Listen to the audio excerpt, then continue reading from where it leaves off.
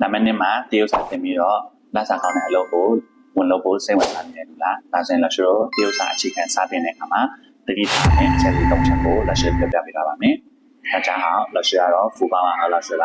ဒီနေ့老师ကဒီတရုတ်စာအခြေခံစပြီးတော့သင်ယူတဲ့အခါမှာကျောင်းသားတွေတတိထားမယ်အရေးကြီးဆုံးအချက်၃ချက်ကိုပြောပြပေးပါမယ်ဒီအချက်၃ချက်ကိုတတိမထားမိတဲ့ကြောင့်မလို့တချို့ကျောင်းသားတွေတရုတ်စာသင်နေရင်လည်းတဝက်တစ်ပြက်လက်လျှော့သွားတဲ့လူတွေအများကြီးရှိရပါတော့အဲ့ဒီအချက်၃ချက်ကို老师ပြောပြပေးမယ်ပထမအချက်ကတော့မှန်ကန်တဲ့老师မှန်ကန်တဲ့ဆရာကိုမရှာမိရပါတော့ဒီတရုတ်စကားကဘာစကားဖြစ်တဲ့ကြောင့်မလို့老师ကအတန်ထွက်ပိုင်းနေနောက်ကိုယ်ပြန်ပြီးတော့လေ့ကျင့်ပေးတတ်တဲ့老师တရားနဲ့တခြားသင်ယူဖို့အတွက်ကအရင်အရေးကြီးရပါတော့ကိုကတွေ့ရ老师နဲ့သင်လိုက်မယ်ဆိုရင်ကိုယ့်ရဲ့အတန်ထွက်မှန်ကန်တဲ့အခါမှာသူကိုယ်တိုင်ကလည်းအတန်ထွက်မှန်ကန်တဲ့အခါမှာကိုယ့်ရဲ့အတန်ထွက်တရားလည်းမှန်ကန်မှုမဖြစ်နိုင်တော့ဘူးเนาะအဲ့တော့တခြားလူတွေနဲ့ရှင်းပြီးတော့ပြောတဲ့အခါမှာဖြစ်ဖြစ်အလုပ်တစ်လျှောက်တဲ့အခါမှာဖြစ်ဖြစ်ကိုယ့်ရဲ့အတန်ထွက်ကမှန်အောင်ဆိုရင်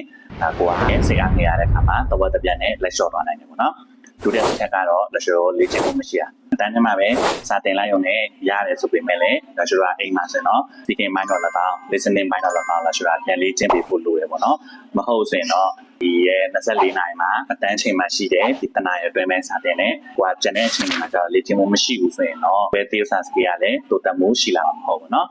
နောက်တစ်ချက်ကတော့အလုံးမီဖြစ်တာပေါ့နော်တရုတ်စကားတစ်ခုသင်ပြီဆိုရင်အခုရေတွင်းတူအခုရေကြီးတောက်လို့မရဘူးပေါ့နော်သူများတရုတ်စကားသင်ပြီးတော့မှလောက်ကောင်းကောင်းရလို့လာခံနေရပြီးတော့မှလိုက်လို့ချင်းနေလိုက်တင်ချင်းနေဒီတိုင်းဝင်တင်နေအဲ့ဒါတစ်ပတ်နှစ်ပတ်လောက်နဲ့ပျောက်သွားတယ်အပြင်ပြန်တင်လိုက်တစ်ပတ်လောက်နဲ့ပျောက်သွားလိုက်ဆိုရင်တော့အလုပ်ဖြစ်မှာမဟုတ်ပါဘူးဟိုကတရုတ်စကားသင်ဖို့ဆုံးတဲ့ထည့်ချလိုက်ပြီဆိုရင်တစ်နှစ်တန်ဒီနှစ်တန်ဒီပေးချလေးတစ်သက်ချပြီးတော့ရင်အဲ့ဒီတစ်နှစ်အတွင်းမှာကိုဒီချလေးလို့consistency ရှိလုံးမှသာလေတရုတ်စကားကိုလိုချင်တဲ့ result ရတဲ့ result တစ်ခုကိုရရှိမှာဖြစ်ပါတယ်။ဒီနေ့လည်းပြောပြပြီးသွားတာတော့တရုတ်စကားသင်တဲ့လူတွေမှာအဓိကသတိထားမယ့်ချက်၃ချက်ပဲဖြစ်ပါတယ်။တကယ်လို့အတန်တမှန်ကန်တဲ့လက်ဆွေးနဲ့လည်းသင်ချင်တယ်။အတန်ထဲမှာတစ်ခါလေလေ့ကျင့်မှုတွေလုပ်ပြီးမယ်။ခုမှစပြီးတော့တရုတ်စာသင်မယ်။တရုတ်စာသင်ဖို့စိတ်ဝင်စားနေတဲ့လူဆိုရင်တော့လက်ဆွေးရဲ့ဒီ Football Channel လေးကို subscribe လုပ်ဗီဒီယိုလေး like လုပ်ဘာလို့တရုတ်စာသင်ချင်လဲဆိုတဲ့အကြောင်းအရာကို comment မှာscreenshot လေးနဲ့လက်ရှိကိုအတန်းလာအပ်တယ်ဆိုရင်ဒီတသိန်းနဲ့အခြေခံ basic course ကို